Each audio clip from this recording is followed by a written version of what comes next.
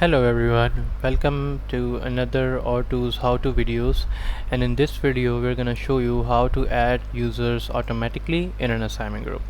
So as you can see, we have already set it up an assignment group and the target object over here is lead, and there is a very basic configuration over here which I'm gonna skip, and we're gonna go to the member selection rule section. We are here. As you can see, I have already configured a member selection rule, which is this. It is looking for users who has the field active and that field is checked as true, right?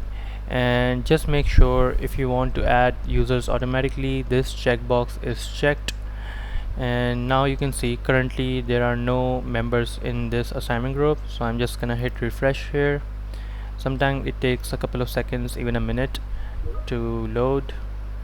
Okay, as you can see, just took a second, and all the users got here added automatically, which are respecting this member selection rule. If you want to know about member selection rule, you can check our FAQ page, and in this section of member selection rule, and this is the FAQ understanding on how assignment groups work. So it will help answer your queries if you have any queries regarding any of the fields. That's it for today, guys. Thank you for your time. You have a good day.